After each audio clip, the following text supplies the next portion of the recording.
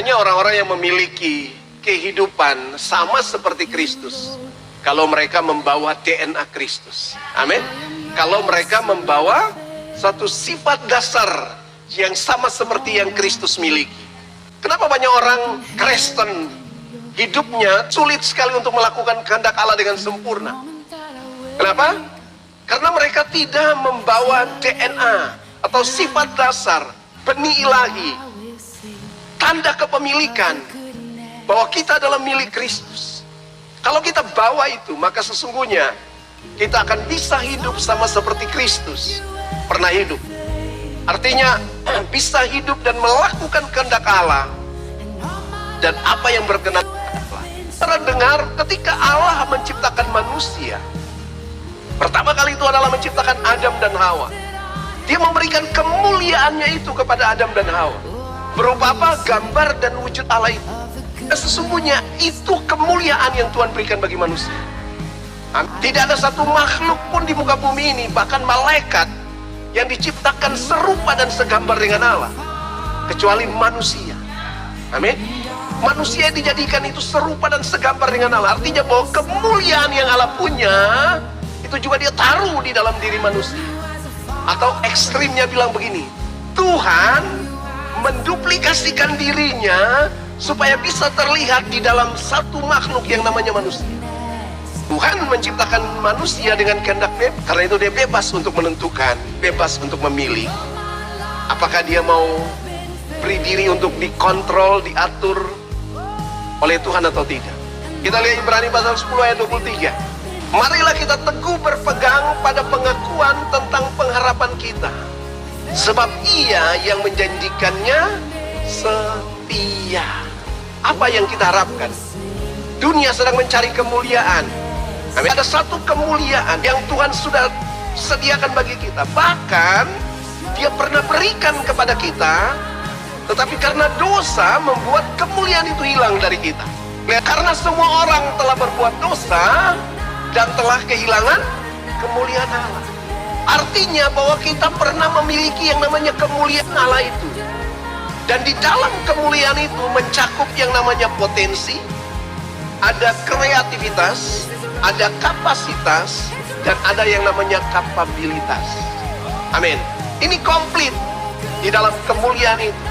Dengar baik, kemuliaan yang hilang itu ya tidak bisa didapat dengan mudah, dengan murah. Harga yang harus dibayar, yaitu korban Kristus di kayu salib itu, untuk mengembalikan kemuliaan itu. Dan Alkitab berkata dalam Kolose pasal 1 ayat 26 dan 27, firman Tuhan katakan di sana, yaitu rahasia yang tersembunyi dari abad ke abad, dari turunan ke turunan, tetapi yang dinyatakannya kepada orang-orang kudusnya.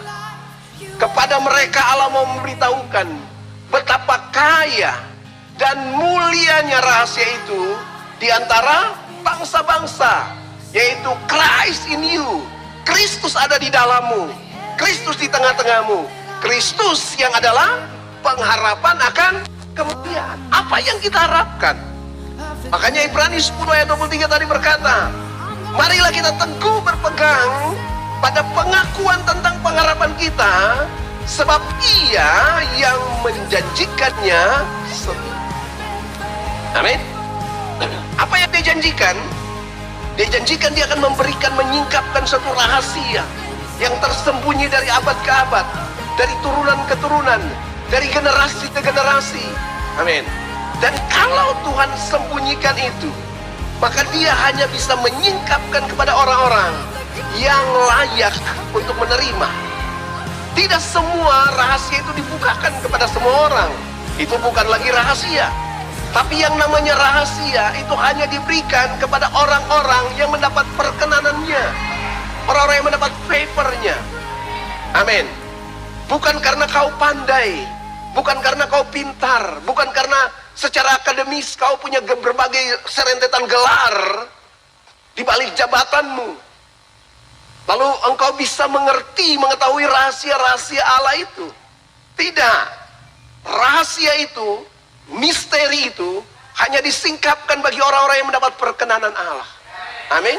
Orang-orang yang punya akumulasi kehidupan berkenan kepada Tuhan, yang menarik perhatian Tuhan. Itulah yang membuat mereka mendapat perkenanan Tuhan. Dan orang-orang yang mendapat perkenanan Tuhan itu akan disingkapkan rahasia yang tersembunyi itu. Ketika Tuhan berjalan dengan Abraham setelah Abraham menjamu Tuhan, Tuhan tidak bisa merahasiakan itu dari Abraham. Kenapa? Karena Abraham telah mendapat perkenanan Tuhan. Ada akumulasi kehidupan yang dihasilkan oleh Abraham, yang membuat Tuhan berkenan atas Abraham. Karena itu Tuhan memberitahukan maksudnya kepada Abraham. Yang tadinya Tuhan rahasiakan, yang tadinya Tuhan sembunyikan, yang tadinya adalah misteri, itu disingkapkan.